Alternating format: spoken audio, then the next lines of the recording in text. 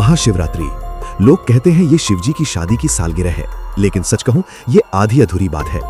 ये रात सिर्फ जश्न की नहीं है, बल्कि उस खौफनाक अंधेरे की गवाह है जब पूरी दुनिया खत्म होने की कगार पर थी। एक ही रात में 3 ऐसी घटनाएं घटी जिन्होंने पूरे ब्रह्मांड का नक्शा बदल दिया। जरा सोचिए, एक तरफ शादी की शहनाइयां थीं, दूसरी तरफ मौत का जहर, और तीसरी तरफ एक ऐसी आग जो ब्रह्मा और विष्णु का घमंड चकनाचूर कर रही थी।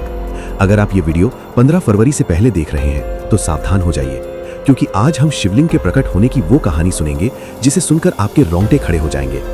चलो कहानी शुरू करते हैं। एक बार ब्रह्मा जी और विष्णु जी के बीच युद्ध छिड़ गया। दोनों कह रहे थे, मैं महान हूं, नहीं, मैं तुमसे ज्यादा महान हूं। उनका ये अहंकार जब संसार का संतुलन बिगाड़ने लगा, तभी अचानक उनके बीच एक विशाल अनंत अग्नि स्तंभ प्रकट हुआ। वो आग का ऐसा खंभा था जिसका न कोई आरंभ था न कोई अंत। तभी उस अग्नि से एक भारी आवाज गूंजी कि जो मेरे अंतिम सिरे को खोज लेगा वही महान होगा। ब्रह्मा जी हंस बनकर ऊपर उड़ गए और विष्णु जी वराह बनकर नीचे चले गए। हजारों साल बीत गए, विष्णु जी को अंत नहीं मिला। उन्होंने अपनी हार स्वीकार कर ली, लेकिन ब्रह्मा जी लौटे और झूठ बोल दिया कि उन्हें अंत मिल गया है।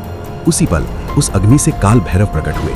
सजा के तौर पर उन्होंने ब्रह्मा जी का वही सिर काट दिया जिससे झूठ बोला गया था, क्योंकि शिव आग के रूप में प्रकट हुए थे, बहुत उग्र, बहुत प्रचंड। देवताओं ने उन्हें शांत करने के लिए जल और दूध चढ़ाया।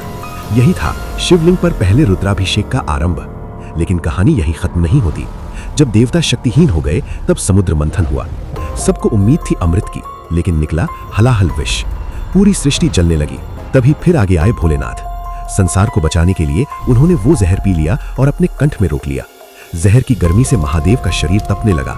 उन्हें शांत करने के लिए देवताओं ने पूरी रात गंगा जल, दूध और बेलपत्र चढ़ाए। उन्हें नींद ना आ जाए इसलिए पूरी रात भजन और जागरण हुआ। इसी वजह से आज भी महाशिवरात्रि पर हम पूरी रात जागते हैं।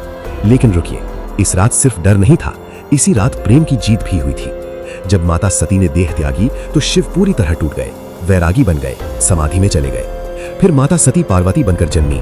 हजारों वर्षों तक कठोर तपस्या की सिर्फ अपने शिव को पाने के लिए। आखिरकार भोलेनाथ पिघले और इसी महाशिवरात्रि की रात वैरागी फिर से दूल्हा बना।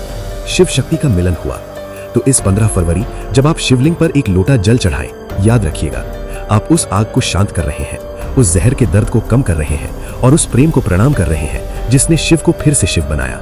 अगर भोलेनाथ को मानते हो तो सब्सक्राइब करो और कमेंट में लिखो, हर हर महादेव।